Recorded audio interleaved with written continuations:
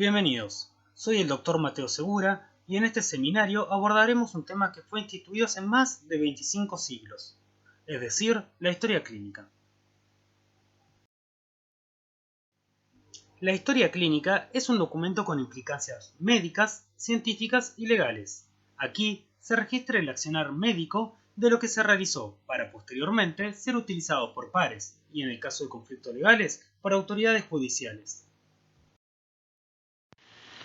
Como dijimos, es un documento médico, ya que no solo es confeccionado por un profesional de la salud, sino que también se plasman los hallazgos semiológicos, la configuración de síndromes, las medidas diagnósticas y terapéuticas implementadas.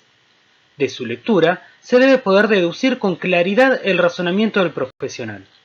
Y siempre se debe utilizar un lenguaje técnico, salvo en aquellos casos donde no se pueda codificar. El orden y la buena letra, en el caso de historias clínicas manuscritas, son aportes necesarios para la comprensión del documento escrito.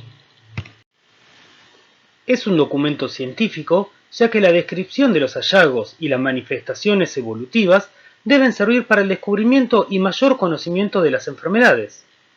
La observación, lectura y análisis de historia clínica se utilizan para la enseñanza médica.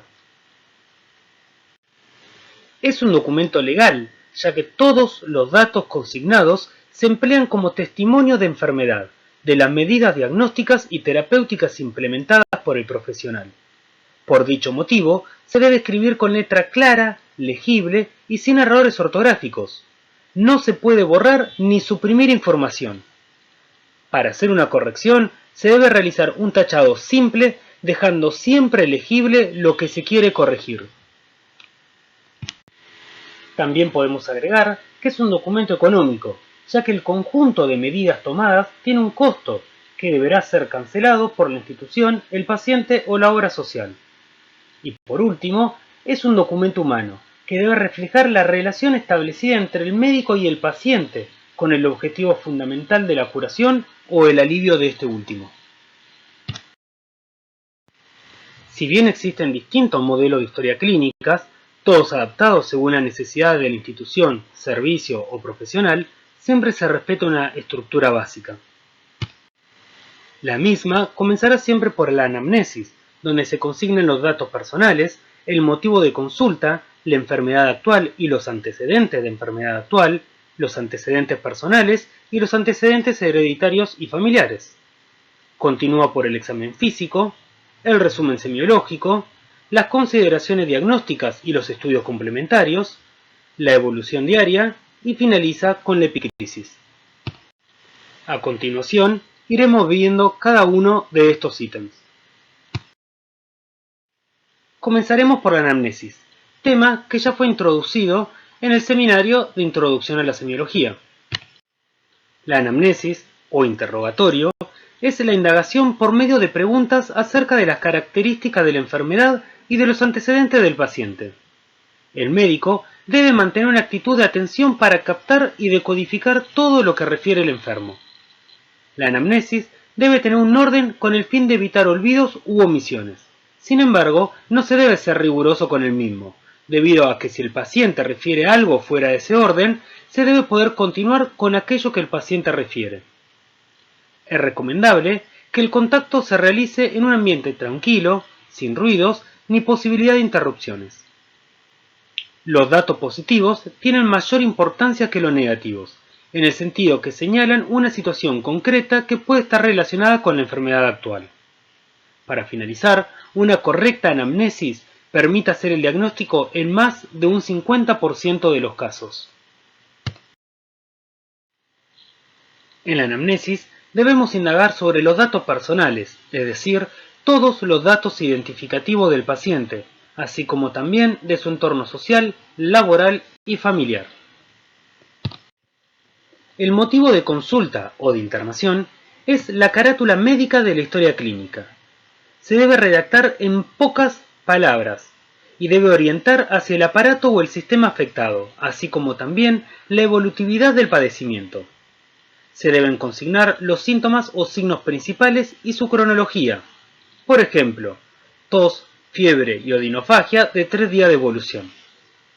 En el caso de internaciones con fin diagnóstico o terapéutico, se puede especificar el mismo: internación para biopsia de ganglio axilar derecho, por ejemplo. En enfermedad actual, debemos hacer una redacción precisa y en orden cronológico del padecimiento del paciente, así como también las primeras manifestaciones posibles de la enfermedad. Hay que consignar consultas y tratamientos realizados, como también las medidas diagnósticas instrumentadas. En los antecedentes de enfermedad actual, se deben indicar los antecedentes personales claramente relacionados con la enfermedad que el paciente está presentando en ese momento. En cambio, en los antecedentes personales, se debe dejar consignado todos los antecedentes del paciente, de su entorno social y laboral, que puedan tener o no relación con el motivo de consulta. Por último, hay que interrogar sobre los antecedentes familiares y hereditarios, ya que en diversos tipos de enfermedades puede existir un componente genético, por lo que es de suma importancia tratar de recaudar la mayor cantidad de información de enfermedades que hayan tenido sus padres, hermanos o hijos. También, consignar fecha de nacimiento de los mismos y, en el caso de que hayan fallecido, motivo y edad de muerte. Para esto es muy útil la confección de un familiograma. En el examen físico, se deben desarrollar la observación y experimentación con el paciente. Para esto, se realizará un examen completo, empleando maniobras semiotécnicas precisas, muchas de estas para cada sistema. Conviene que el ambiente donde se realice el examen físico esté bien iluminado, sea templado y silencioso, con fin de evitar factores externos que puedan alterar nuestro examen físico. El paciente se debe examinar en su totalidad, respetando siempre su pudor y privacidad, y siempre informándole de los procedimientos que seguirán realizando.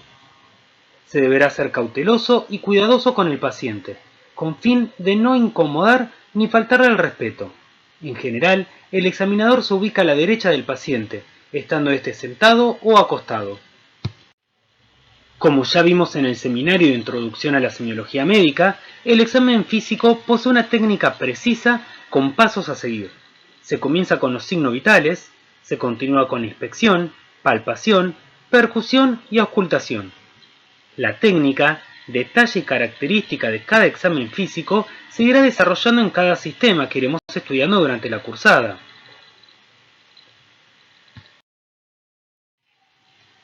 El resumen semiológico está constituido por los datos positivos de la anamnesis y del examen físico. Cumple la doble función de ser, por un lado, el resumen del examen físico y, por el otro, de servir de base para las consideraciones diagnósticas. Como en toda la historia clínica, se debe ser claro, preciso y conciso. Aquí no debemos confundir resumen semiológico con resumen de historia clínica ni epicrisis, temas que veremos al final de este seminario. En las consideraciones diagnósticas, fundamentaremos los síndromes clínicos que surjan del análisis de los signos y síntomas recogidos anteriormente.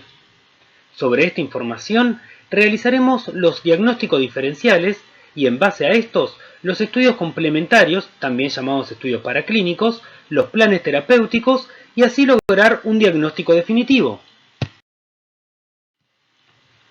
La historia clínica no finaliza con el examen físico, dado que luego se deberá dejar consignado la evolución de la enfermedad hasta el alta institucional, en el caso del paciente internado, y el alta médica, cuando finalice el tratamiento de la enfermedad en cuestión.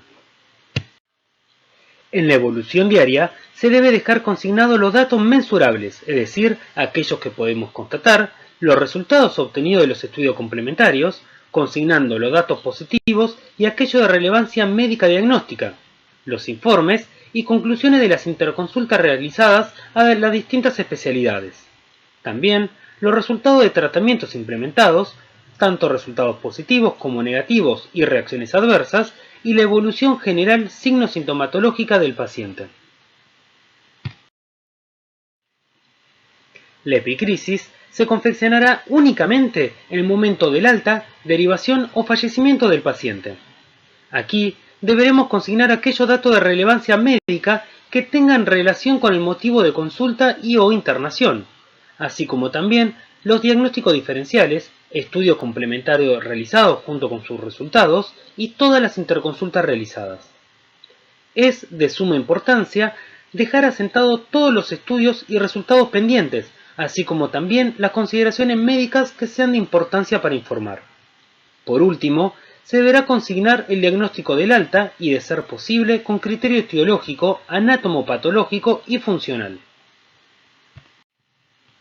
En la epicrisis solo se desarrollará el último motivo de consulta o de internación, mientras que en el resumen de la historia clínica se realizará un resumen de todas las consultas e internaciones de nuestro paciente.